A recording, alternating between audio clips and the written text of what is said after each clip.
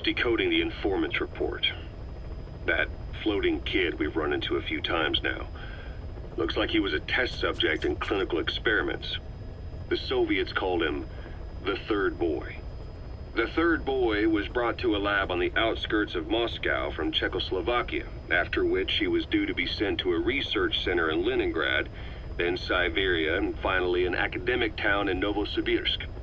It doesn't appear that the researchers witnessed the talents we've seen from him, but nevertheless he was quite the popular subject. His latent cognitive abilities suddenly awoke en route to Moscow.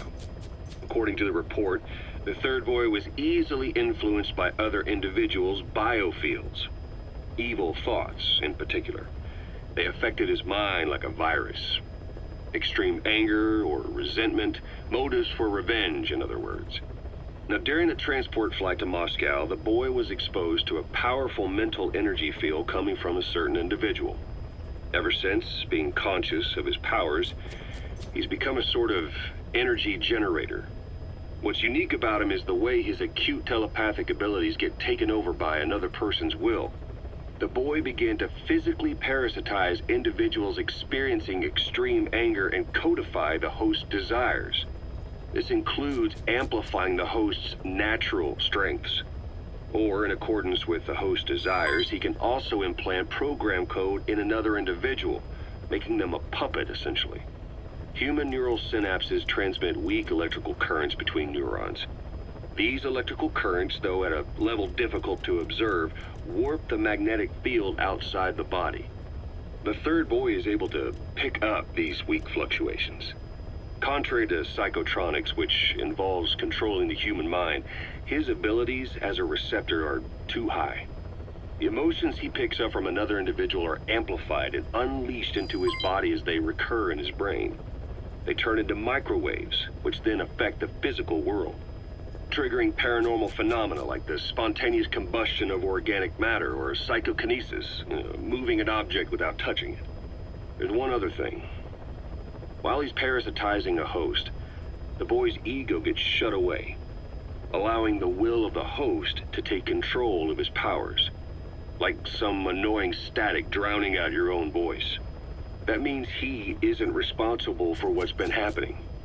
Somebody's extreme anger has manifested through the Third Boy's powers in ways none of us could have predicted, which would mean this was going on somewhere around us. Looking back on it, a lot of things make sense now. The man on fire, Sahelanthropus, they both came to life thanks to the Third Boy's powers. Everything has been happening through him as a catalyst. We first saw him in the hospital on Cyprus. The boy parasitizing the man on fire's desire for revenge gave him his new abilities in return. He next appeared at the Hamid Fighters Fort where the honeybee was hidden. There, the boy parasitized Skullface's vengeful mind.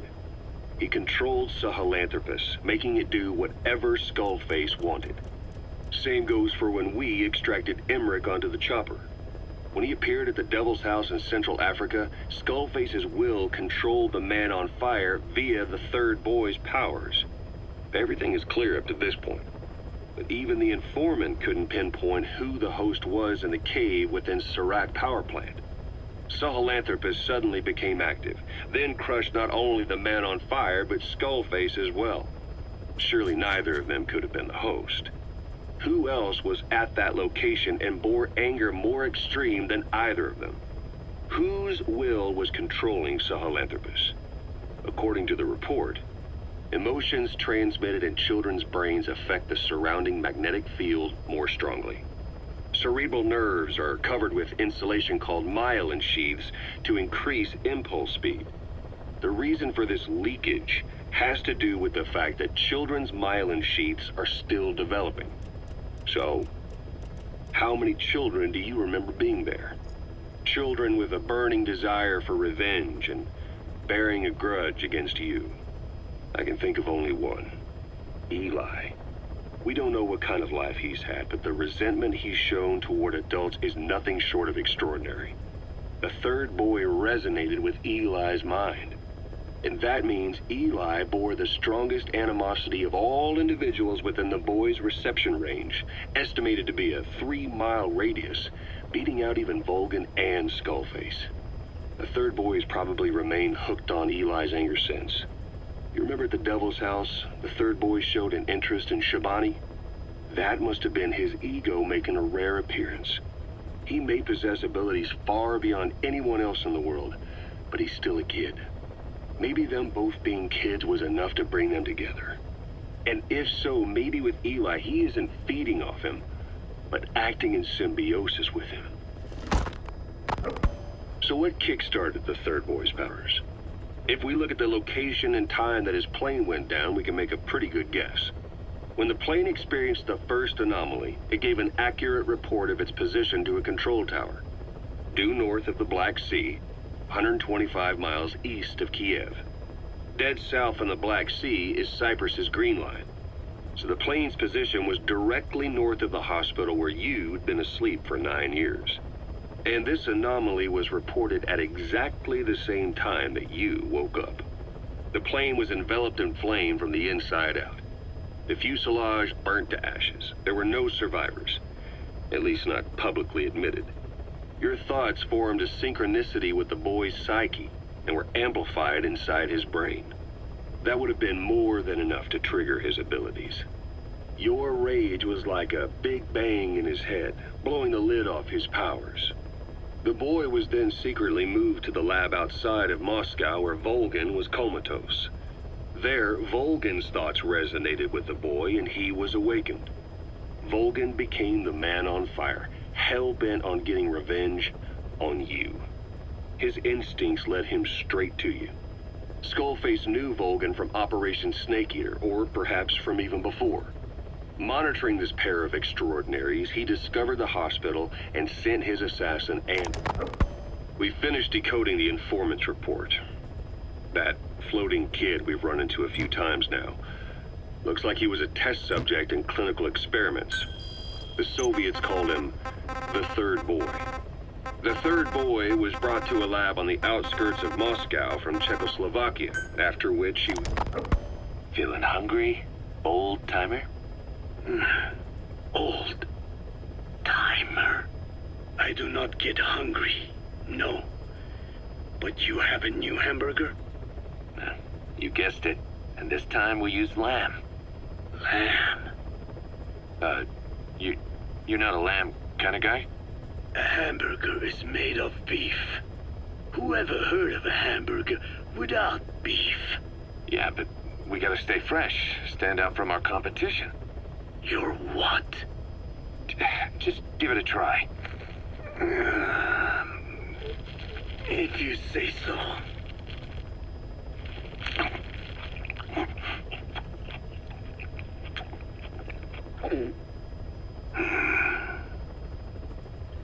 Not bad.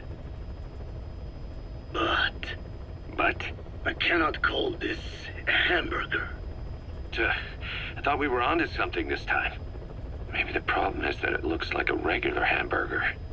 Gotta think outside the box. Too much baggage if they come in expecting just another burger. Let's see, cotton candy? To make it look like a sheep? Yeah. Just a minute. You really think people would eat that? What is it you are planning? Are you using me? A taste tester? A one-man focus group? Well, actually, I've already started. I got a place called, Miller's Maxi Buns. You are kidding me. Well, to be honest, business hasn't been great. No one seems to like my, buns. The Ocelot said Diamond Dog's budget did not add up. But you don't mean to tell me. What? No. Our black budget's got it all covered. I'm not embezzling GMP or anything. Still, let's not say anything to Snake, okay? Very well. However, Kazuhira, it takes more than premium ingredients and a clever recipe to satisfy the palate. Okay, so what do we do? The palate seeks one thing. chemical additives. Chemical additives. There is nothing mysterious or spiritual about good flavor. The tongue simply identifies specific amino acids, which the brain then recognizes as appealing. Therefore, all that is needed is to chemically isolate those amino acids and incorporate them into your products. To be clear, I speak of flavor. The rest is irrelevant. That seems a little extreme. Do not forget that I am a scientist after all. And using science for the benefit of others is a joy. In seeking coexistence with nature's blessings, not everything can remain in its natural form. When we fall ill, we must be treated. Otherwise, that very nature could cost us our lives. Agriculture is one of nature's many blessings. But through that process, we damage the surrounding vegetation. Yeah. Whether it's a massive farm or a tiny field, we always leave our mark on the land. The same is true of parasites. And for food preparation. If tapeworms in the raw meat of another animal enter the human body, they roam around trying to find their usual habitat. Sometimes even eating away at the brain in their confusion. So in looking through a scientific point of view, you see the necessity for processing food. Yes, it is also sometimes necessary to eliminate certain parasites, or selectively use or even modify others. Alternatively, we could say that if a man is part of nature, the work he does is also part of it. What is important is the balance. Yeah, you're right. Thanks, old-timer. You really opened my eyes. I fooled myself into thinking people today wanted high-quality, all-natural goods. But my favorite burgers were never about that. What they want is something like the first burger I had in America when I went to meet my dad. A Frankenburger loaded with additives. That's the America I knew and loved. I'll be back in a jiffy, old-timer. My next burger's gonna knock your socks off. Kazuhira, wait. What is important is how we balance the... quick for a one-legged man. Frankenburger. What kind of a dive did your old man take you to?